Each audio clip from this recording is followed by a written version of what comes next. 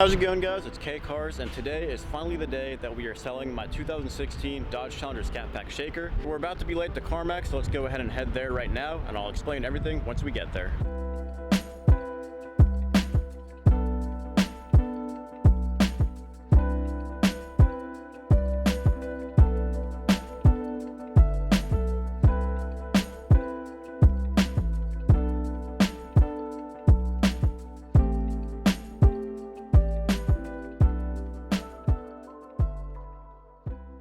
Alright guys, as you can see here, we are back on the Carmax lot. I want to give you guys a quick look at their current inventory while the Challenger is getting appraised. If you guys caught my last video here at Carmax, they actually had a GT500 for sale, which is like $102,000, I think. I don't see that car anymore, but they did just recently get an R8, which is pretty cool. So I wanted to go down the line here on the sports car section and start off with this Cadillac ATS-V. Now, I am a pretty big fan of the CTS-V. Not really sure how I feel about the ATS, and honestly not sure what the difference is, but this one looks pretty cool. It's also a manual, as you can see, the gearbox right over there. This one here is currently going for about $54,000. Take a look at the front here. I'm a pretty big fan of how these cars look, especially the front end. Let's take a look at the back here. So I just noticed right here, this one is a 6-cylinder, 3.6 liter. Now the CTS-V is the 6.2 liter V8 from Chevy, so the LT4, same thing as in the Z06 and ZL1, which is what I really like. I didn't actually realize that the ATS-V had the V6 option. So CTS-V is definitely the way that I would go if I had to pick between the two. Then moving on down the line here, we have a couple of Subaru WRXs. I'm a big fan of this kind of blue color that they have. Another white one right here. Moving on to the Mustangs, like I said, last time I was here, they did have the GT500. Right now, we do have a couple GTs right here. So, of course, the 5.0. Automatic on this one. Not sure what year this is, but this might be the 10-speed, which is a super efficient transmission. Always stays in the power band. Here we got a manual GT as well. And then moving on down, we got another GT as well as a Civic Type R right here. Now, correct me if I'm wrong on this, but the Civic Type R actually holds the world record for the fastest car around the Nürburgring that's front-wheel drive. I believe that's what it is, but definitely correct me if I'm wrong. Of course, we have a blue Camaro here. I believe this just looks like a V6, I'm pretty sure. Can't really tell just by looking at it here. But it doesn't have the spoiler, so that's kind of what gave it away to me, I think. Here we have another Camaro. This one looks like an SS. Let's take a look at this one. This one's a manual as well. Don't see a price on this one here. Yeah, but I mean, overall, I think it looks pretty good. There you can see the SS badge right down there. Now, for the brand new Camaros, I'm actually not a fan of how they upgraded the front end. Like this blue one here, you can see it's kind of different than right here. So I am definitely a bigger fan of the older style front ends. Now, for the new ones, they did keep the older style for the ZL1s, but that's it. So, like I said, I'm not really a huge fan of these new style front ends. So right here, let's take a look at this one. Okay, so this blue one is actually not a V6. It's a V8 LT1, so just the standard 6.2 liter, not supercharged. And then moving on down the line here, we have a red Camaro, a couple of Porsches, Mazda Miata, a few Teslas. And then I also wanted to point out the C8 right here at the very end of the line. So pretty cool color on the C8. I'm not sure if I would actually get a C8 in this color. I'm a pretty big fan of the rapid blue color on the C8s, but I mean, it's still a C8, so it definitely looks pretty good. What I like about the C8s is that they have looks like it has a very wide stance. And I'm very excited to actually see the C8 Z06 in person because, you know, it has an even wider stance, which I really like about those. Take a look at this one here. Another thing I like about the C8s is how they're super driver oriented. There you can see pretty much everything is facing the driver. Even the controls, you know, right over here, the screen is pointed towards the driver, and basically everything else. So one thing I would change about this C8 is add a spoiler to the back. The thing kind of just looks kind of bare or naked without the spoiler, but obviously still a C8, still looks pretty good. I would also put black wheels on this car as well. So as you guys can see here, Carmax has a huge inventory. This is their whole lot. one of the biggest car dealers that I've ever seen, like with the most amount of inventory out of any dealership that I've ever been to, which I think for that reason, they're able to give such good deals on, you know, trade-ins or if they buy your car, and even the prices that they give you to actually sell cars. I think they're able to do that just because of the amount of like volume that they go through. Then also I wanted to show you guys this ScatPack Challenger right here. Let's see how much this one's going for and see what year it is. So this one has the upgraded hood, as you guys can see. It has kind of like the Hellcat style. So this one right here is a 2021 going for almost $50,000. If you take a look inside here, this one is an automatic. So of course, 8-speed auto with the cloth seats, so no leather on this one. So $50,000 for a 2021, I feel like that's, you know, even more than the brand new ones used to be. It's pretty insane what this car market is going through right now. All right guys, so I got the offer back from Carmax, and unfortunately it is $2,000 less than it was literally just 3 weeks ago. So if you guys remember back to the previous video at Carmax, we got an offer of $33,000 for this car, and now it's $31,000. So I'm actually gonna head over to the dealership right now to see if they can beat that. But I kind of doubt they're going to beat that, because last time I went to the dealership, they said they didn't want to take the car because, of course, it has a catless exhaust.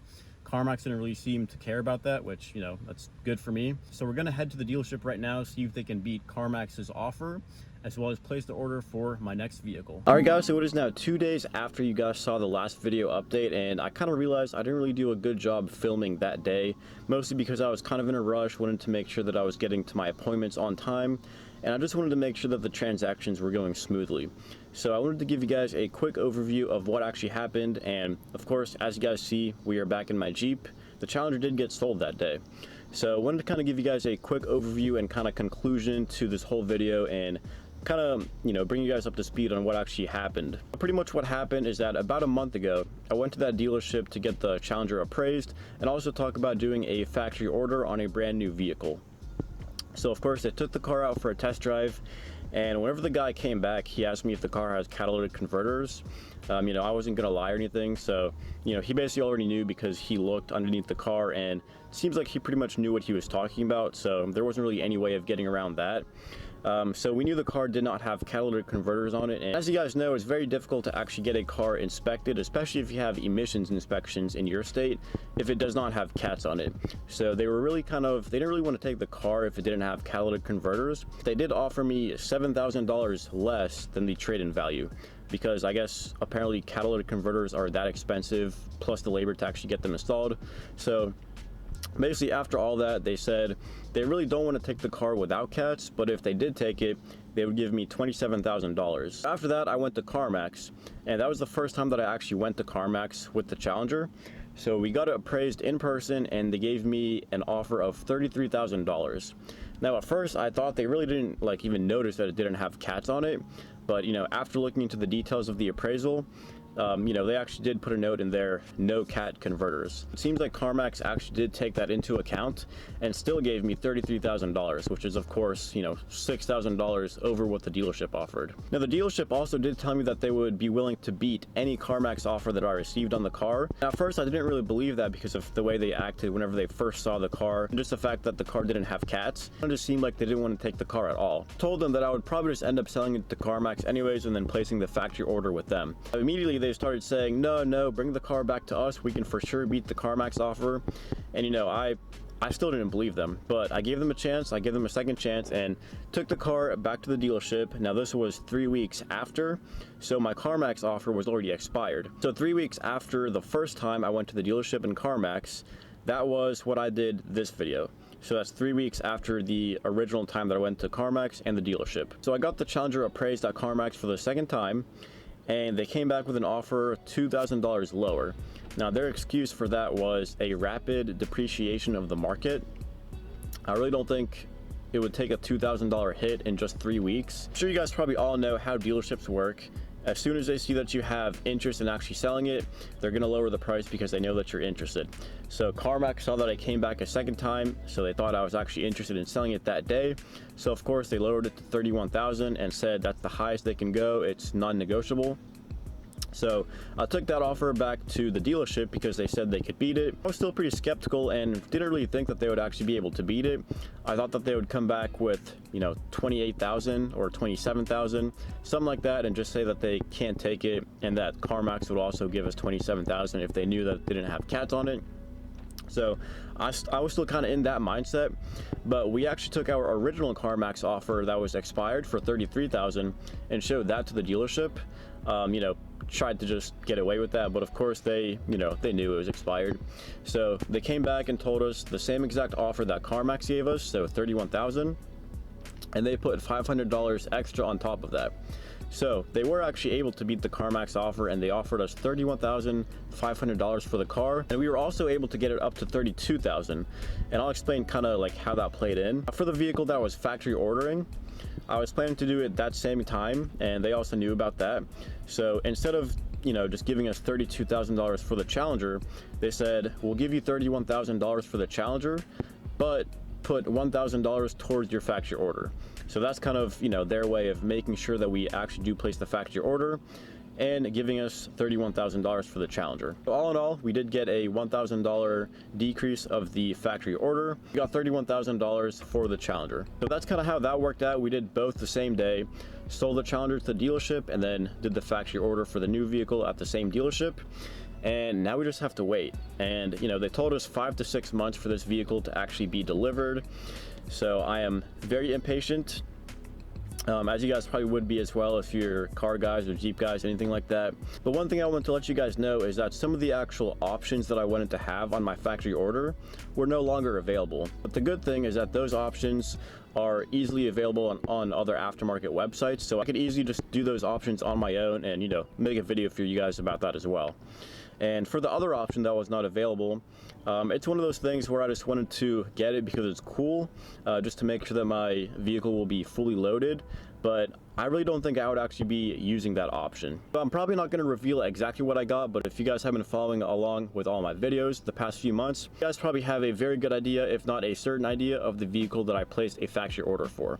Now, if you guys definitely think that you know, drop that down in the comment section below. I want to see what you guys are thinking.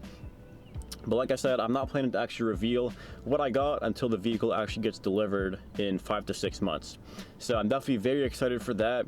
Of course, very sad that the Challenger is gone, because that car was the car that basically started my whole entire YouTube channel around 6 years ago. Really wish that I did film a little bit more of the whole process, but that's kind of why I wanted to film this kind of conclusion video, to bring you guys up to speed and just explain what actually happened. So overall, I do think that we got a pretty good deal on the Challenger, considering it was stolen and didn't have cats on it as well. The car actually didn't come up as stolen on any of the Carfax or anything like that, since there wasn't an insurance claim. So we definitely lucked out on that, because it didn't, you know, lower the value as much as it probably should have if it was stolen. We definitely got pretty lucky on that, because if the car actually came up as stolen, you know, from the insurance or the Carfax, then I'm sure it probably would have lowered the value a pretty good bit. So definitely lucked out with that. Now, as for the future of the channel, I am very excited to actually get my new vehicle that I factory ordered. I think I'm going to actually be able to enjoy that vehicle a little bit more than I did with the Challenger. I'm going to be able to take it on some more trips, do some more actual action videos instead of just sitting here and talking. So I do think it's going to be more enjoyable for you guys to watch, as well as for me to actually drive and film. So should be a very fun vehicle. Should be, you know, some more action-packed content for you guys, some more informative content as well. And I have to say, the vehicle that I'm getting is very unique, and of course it's going to be brand new. I do think it's going to be very interesting and fun to have a vehicle like that on YouTube, and I can actually do some testing with it and see what it can do. And also, as for my Jeep Cherokee X-Ray that we are currently in, I'm not planning to ever get rid of this thing. I think it's just too nice and too rare these days, and I feel like we've put so much work and money into this Jeep that I just couldn't sell this thing at this point. So definitely planning on keeping this Jeep and continuing to preserve it and restore it. Guys, I think that's going to do it for this video. Like I said, sad day that we did sell the Challenger, but we are definitely moving on to the next chapter of the channel, and I think it's going to be a lot of fun when the new vehicle gets here. So definitely drop your comments down below if you guys have any guesses of what you think I'm getting in the future. And if you guys have any questions or comments, also drop those down in the comment section below. If you guys have any video suggestions for videos you'd like to see in the future, also drop those down in the comment section below. And if you guys liked this video or found it entertaining, make sure to like, comment, and subscribe. And as always, thanks for watching.